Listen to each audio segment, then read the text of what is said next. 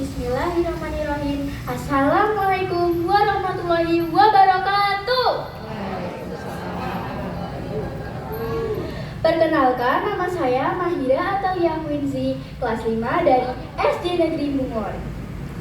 Hari ini saya mau bercerita yang berjudul Asal-usul Nama Pacitan.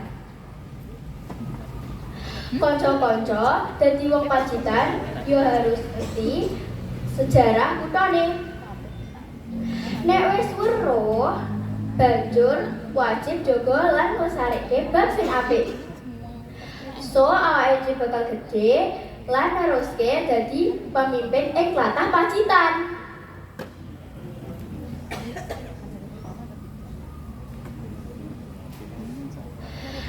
Pacitan iku ya ket Pacitan yang berasal dari kata pace sak pengetan. Sebenarnya Pacitan itu ada dua versi.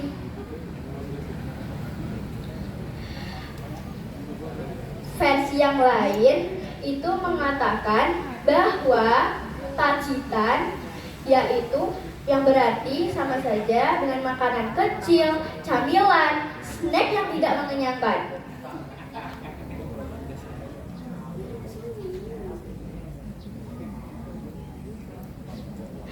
Pacitan juga itu biasanya jika kita pergi di Museum SBY itu juga biasanya itu menjadi lebih kreasi yang baik.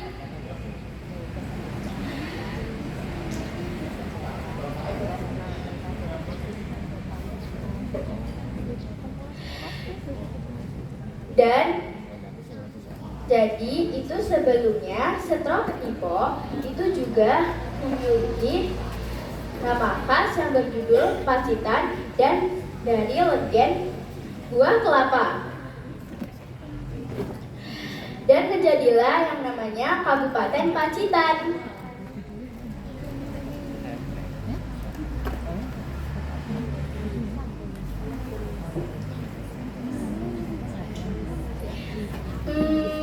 Kira-kira cerita selanjutnya apa ya?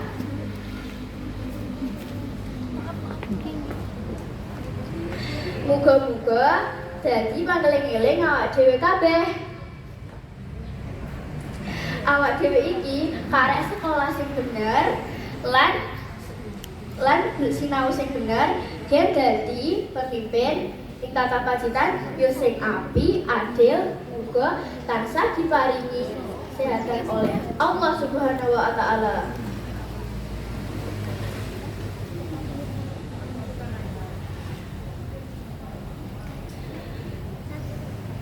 Demikian pertutur yang saya ceritakan, semoga bermanfaat dan maaf jika ada salah perkataan.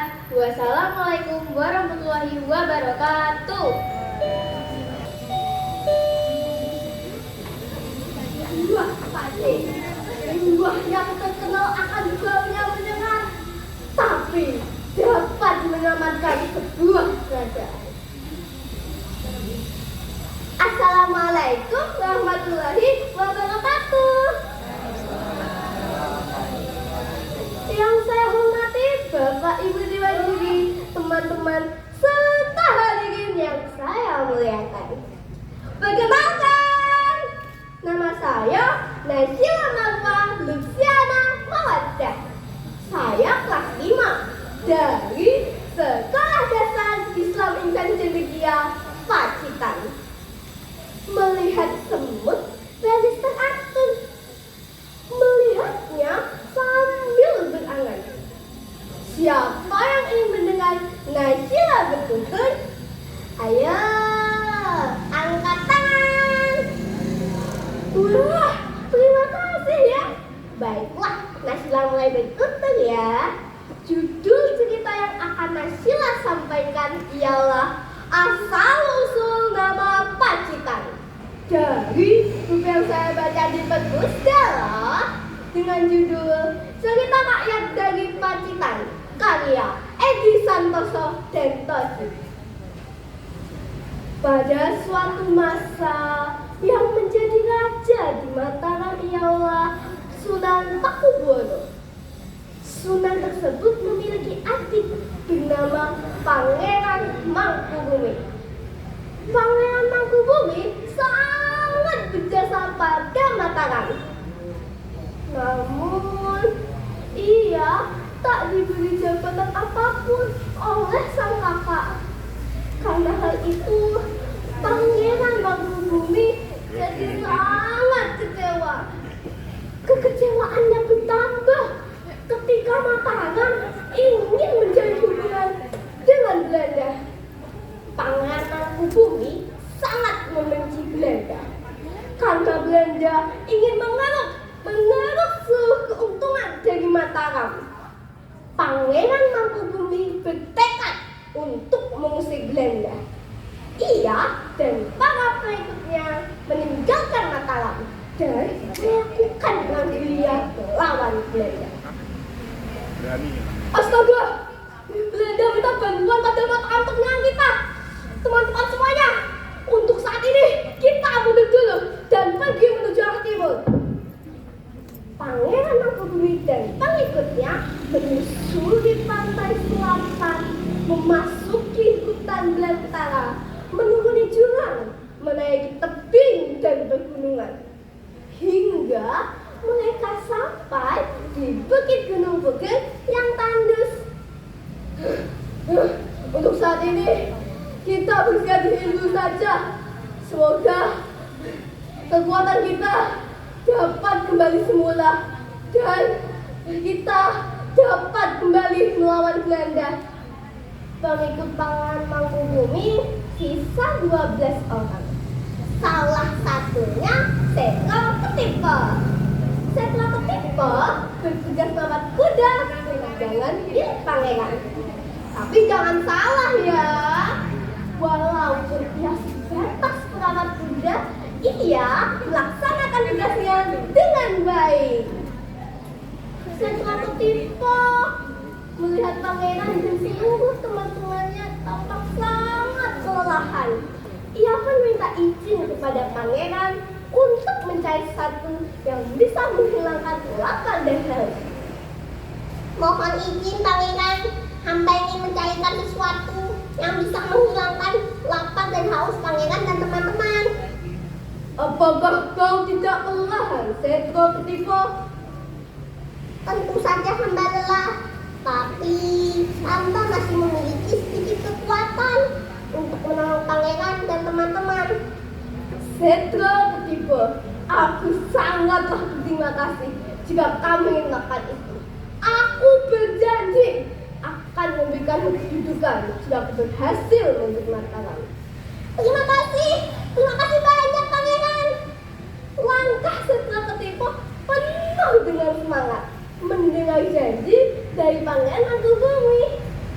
Dibawakannya buah dan air yang dia dapat di hutan.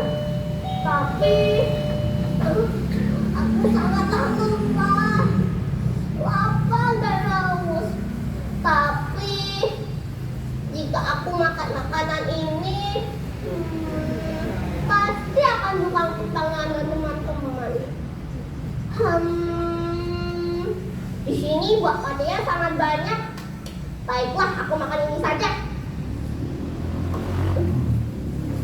Benar saja, dia setelah makan dan meminum air perasan buah pate, tubuh Setro Ketipo kembali segar dan bugar.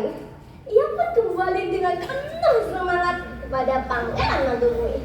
Pangeran, ini pangeran makanan yang saya dapat. Wah, terima kasih banyak Setro Ketipo.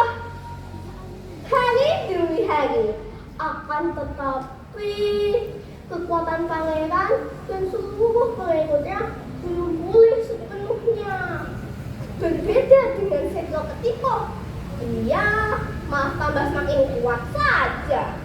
Karena hal itu, Pangeran Mangkubumi jadi keheranan dan memanggil Setro Ketipo.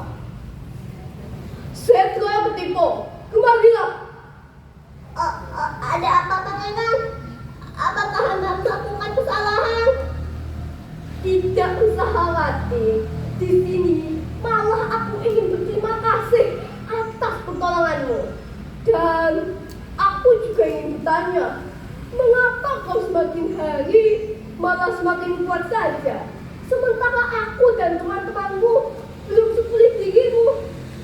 Ampuni hamba, Pangeran. Sebenarnya setiap hari hamba makan dan minum air perasan buah pace. Mungkin karena itu kekuatan hamba kembali semula. Apa? Buah yang tidak enak baunya itu kamu makan? Benar, Pangeran. Hamba tidak berani menyembuhkannya pada Pangeran. Hamba sangat takut Pangeran tidak menyukainya. Aku ingin mencobanya, Sektor Kipo. Jika itu dapat membuatmu pulih, seharusnya aku juga demikian. Baiklah, akan kubawakan buah tersebut. Dibawakan buah pace tersebut untuk Pangeran Nangkurumi. Benar saja, setelah memakan dan meminum air berasannya, kekuatan Pangeran dan seluruh pengikutnya kembali seperti sedia kala. Ternyata benar ya, Sektor Ketipo. Kekuatanku tampak pulih semula. Dengan ini, kita semua dapat melanjutkan perjalanan kita. Sepanjang perjalanan menuju arah timur, dilihatnya banyak sekali buah pace. Hingga Pangeran menghentikan seluruh pasukannya. Hayo, ada apa itu? Berhenti! Kembalilah! Ketahuilah kalian semua, kita di sini selamat dengan jasa Sektor Ketipo. Untuk itu, akan kuberikan daerah ini dengan nama Pace Sapengetan.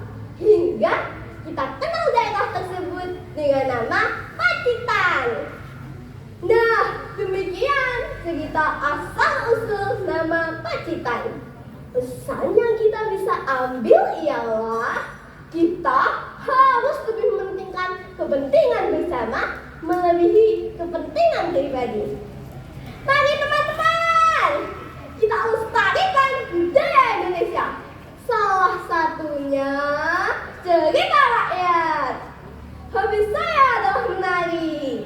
Makanan kesukaan saya adalah sushi. Sekian, saya pamit undur diri. Semoga putra-putri Pacitan semakin berprestasi.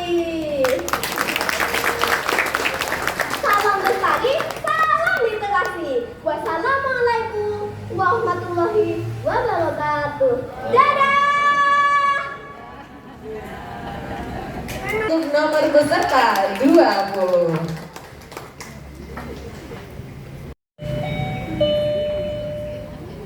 Gunung Limo suwe ra ketemu, neng aja lali karo kancamu.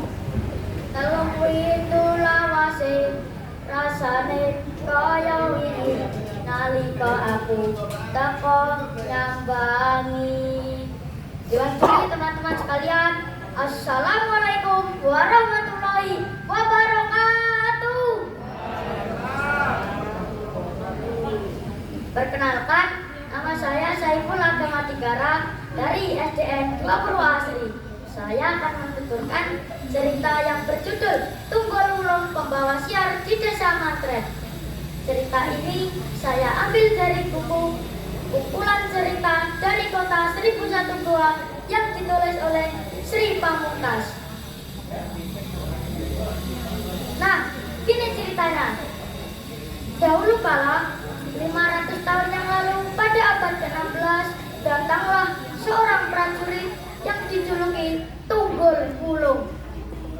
Beliau berpangkat Mantri Tamtama Sorengpati, utusan Kesultanan Demak Bintoro untuk menyebarkan agama Islam dan menjaga Panji Tunggul Wulung di puncak gunung-gunung sebagai kedaulatan Kesultanan Demak di wilayah Mongker Kidul. Atas perintah Sultan untuk menegakkan syiar Islam dan menjaga kedaulatan Panji Tunggul Wulung Demak Bintoro, engkau akan diutus ke wilayah Mongker Kidul sebagai mantri ing tlatah Gunung Limo. Dari titah tersebut, Sultan itu menyandang nama Tunggul Wulung yang bergelar mantri. dan di kemudian hari dijadikan nama desa Mantren di Kecamatan Kebun-Agung. Tunggul-Wulung pelopor syariat Islam di wilayah Gunung Limo, khususnya di desa Mantren, mewariskan nilai spiritual yang diwujudkan upacara tetaken sebagai simbol pengabdian dalam menyebarkan agama Islam. Dahulu, beliau mengajarkan ilmu dakwah, bela diri, siasat, dan ketahan malangan kepada murid-muridnya agar paham bahwa mengajarkan kebaikan itu tidaklah ringan.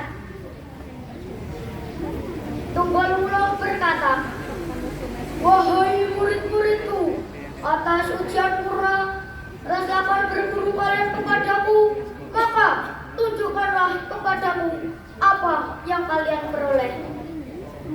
Murid-murid Tunggul-Wulung mempersiapkan sedekah hasil bumi dan jamu dari air sari aren racikan sang guru sebagai rasa syukur dan obat yang menguatkan.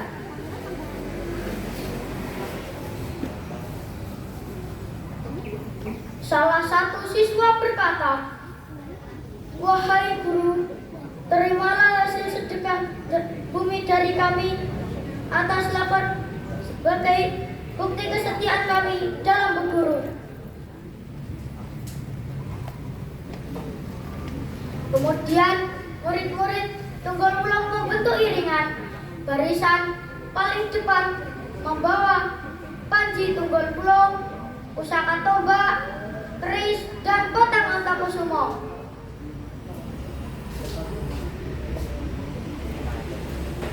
Ujian purna pun dimulai. Murid-murid melepaskan ikat kepala sebagai tanda kelulusan, kemudian meminum air sari aren.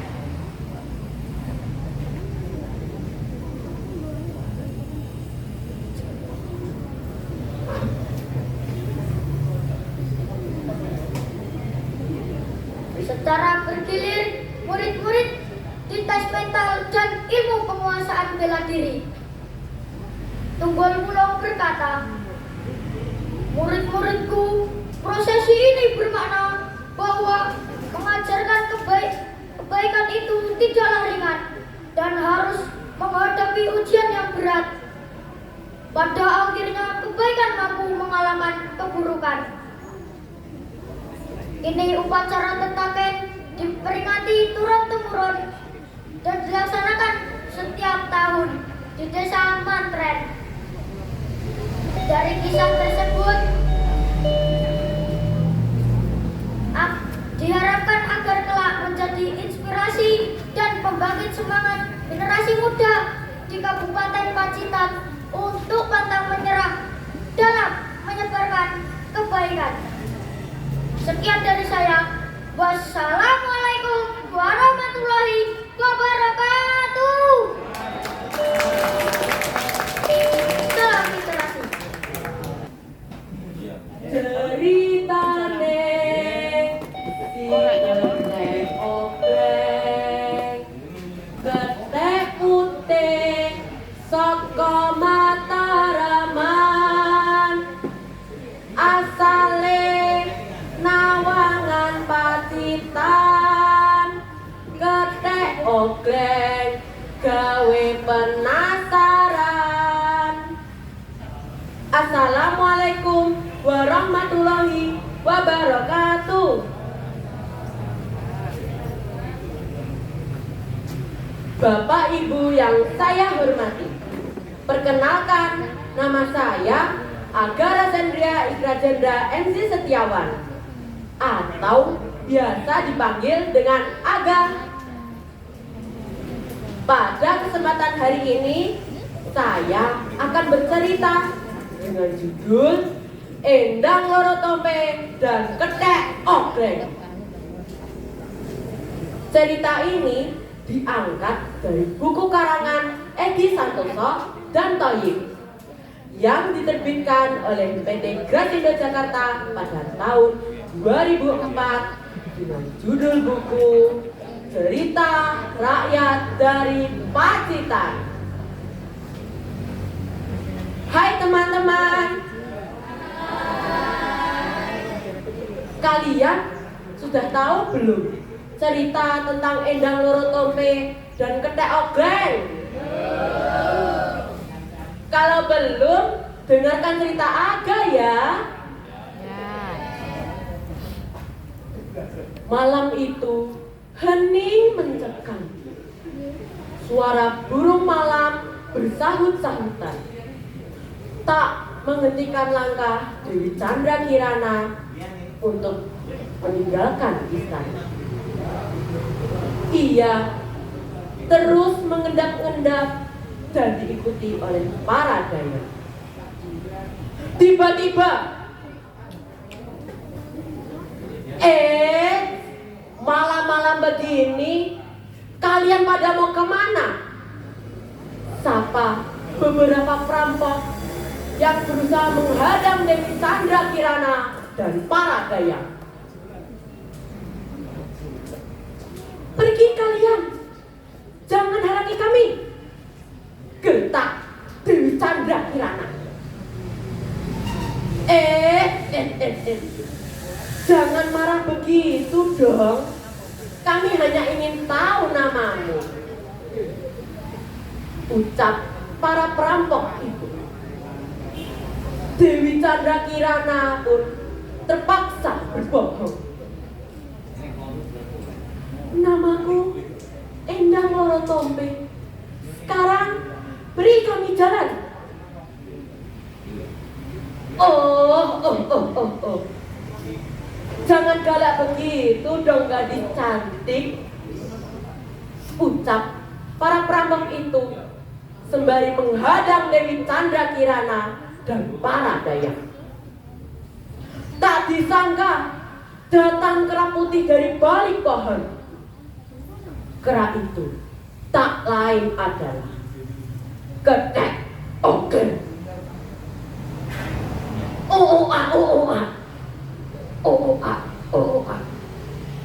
Apa-apaan kalian beraninya sama perempuan? Perempuan itu bukan untuk ditakuti, tetapi dilindungi. Kalahkan aku dulu sebelum kalian membawa gadis-gadis itu, ucap Kethek Ogleng geram. Kethek Ogleng pun berhasil membuat para perampok itu lari tunggang-langgang.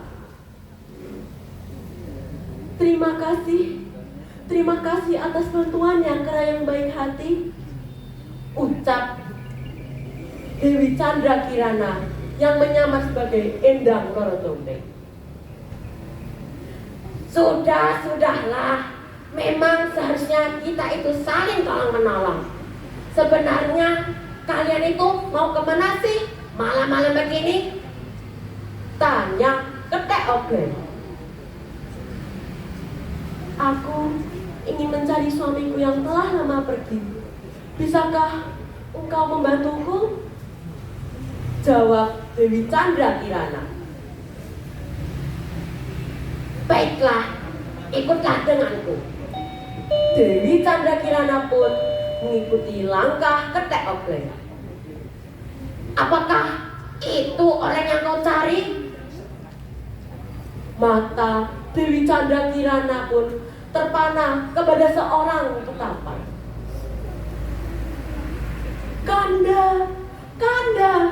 Kanda Panji Asmorobangun, aku sangat merindukanmu. Tolong kembalilah, jerit Dewi Chandra Kirana.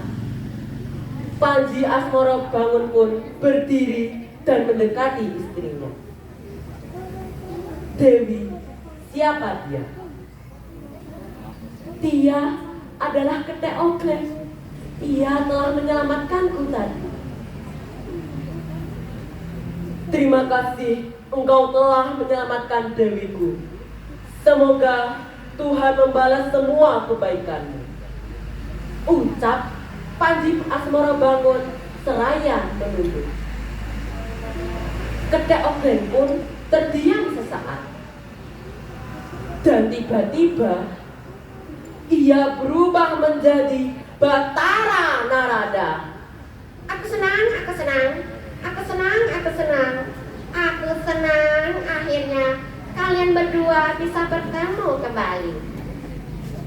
Panji Asmoro Bangun dan Dewi Chandra Kirana pun bersimpuh. Namun tak disangka Batara Narada pun hilang dari tatapan mata mereka. Nah, jadi teman-teman, apa yang bisa kita petik dari ceritaku tadi? Kita harus saling tolong-menolong tanpa mengharapkan imbalan. Tolong-menolong itu harus ikhlas dan tulus. Bila ada salah ucap, tolong dimaafkan setulus-tulusnya. Wassalamualaikum warahmatullahi wabarakatuh. Salam literasi. Mari membaca. Asila Prima Rizkyani. Boleh beri tepuk tangan yang meriah untuk Asila.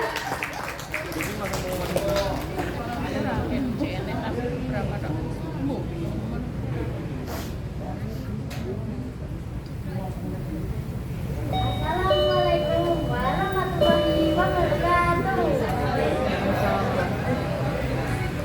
Yang saya hormati Dewan Juri dan teman-teman semua, perkenalkan, nama saya Asila Prima Rizkyani dari SD Negeri 12 Kecamatan Tulaan. Pada kesempatan ini saya ingin bercerita tentang Dewi Sekar yang bijaksana. Cerita berawal musim kemarau panjang di Desa Sekar, Kecamatan Donorejo, Kabupaten Pacitan. Musim kemarau telah membuat Desa Sekar mengalami kekeringan. Pohon-pohon jati meranggas, demikian pohon-pohon yang lain. Seorang perempuan cantik tampak masuk ke Desa Sekar, yaitu Dewi Sekar. Ia tampak lelah, jalannya sempoyongan, bahkan keringat dingin mengucur ke seluruh tubuh. Dalam kondisi yang sudah sangat lelah, Dewi Sekar beristirahat sejenak di bawah pohon yang melengkung. Ia mulai bersemangat lagi ketika melihat seorang laki-laki tua sedang berjalan membawa punggungnya sering dibawa untuk mencari sumber air. Akhirnya Dewi Sekar memberanikan diri untuk memanggil laki-laki tua itu, bermaksud meminta air yang ada di dalam bumi. Karena Dewi Sekar sudah sangat haus. Pak tua, Pak tua, tolong, panggilnya. Laki-laki tua itu memberhentikan langkahnya dan sesaat menoleh ke arah Dewi Sekar. Ada apa, Nduk? Ucap Dewi Sekar, ucap laki-laki tua itu. Pak tua, bolehkah saya meminta air yang ada dalam bubuk itu? Saya sangat haus. Dari tadi saya berjalan mengetuk rumah yang satu ke rumah lainnya, namun tak seorang pun memberiku air, karena memang tidak ada setetes pun air.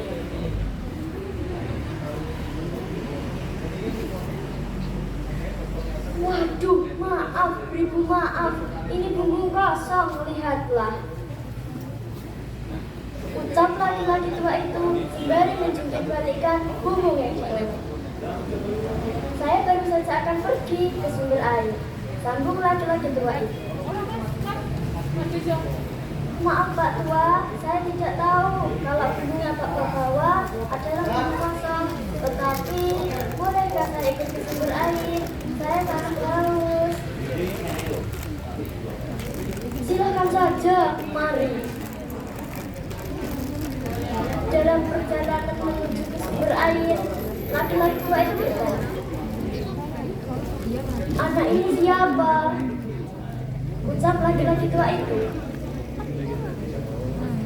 saya Dewi Sekar, saya bermaksud mencari air, namun tak seorang pun memberiku air. Ucap Dewi Sekar, saya Kiai Godet, saya kepala desa di desa ini. Inilah yang terjadi bila musim kemarau tiba.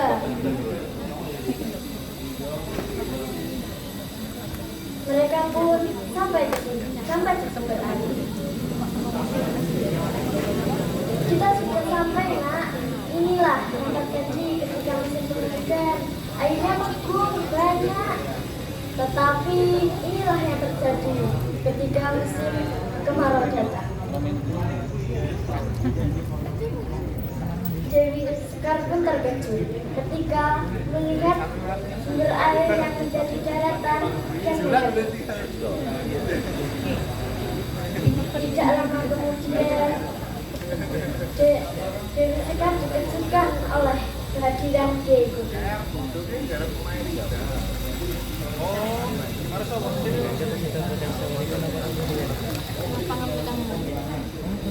Maaf nak, hanya ada air kelapa. Ini pun hanya sedikit. Minumlah, ini pun hanya sedikit. Semoga bisa mengusir rasa dahagamu. Dewi Sekar tidak langsung meminum air kelapa tersebut, tetapi malah berdoa berbusuk berkomat kali dan meniup air kelapa tersebut sebanyak 3 kali.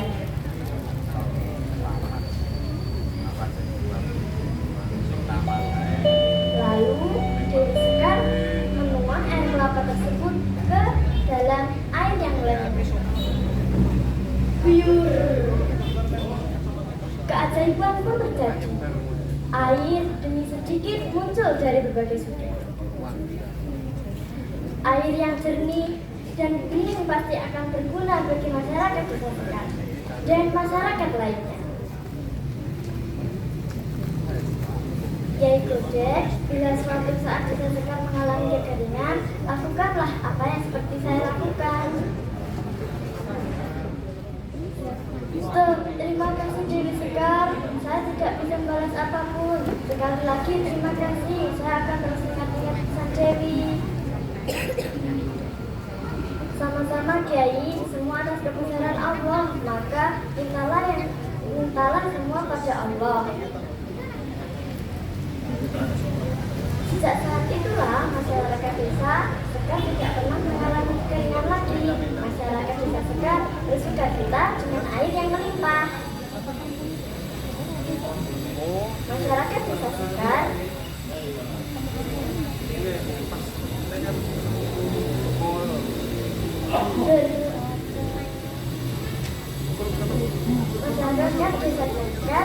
bersukacita atas air yang sangat banyak yang dibuat oleh Dewi Sekar. Teman-teman semua, pesan dari cerita ini adalah bahwa kita harus selalu menjaga keseimbangan ekosistem. Maka kita harus bijak dalam menggunakan dan menjaga sumber air. Hal yang lebih penting lagi adalah jangan pernah meninggalkan Allah dalam setiap urusan kita, karena Allah adalah pemilik segala sesuatu. Demikian cerita saya. Terima kasih atas perhatiannya. Wassalamualaikum warahmatullahi wabarakatuh. Wabarakatuh.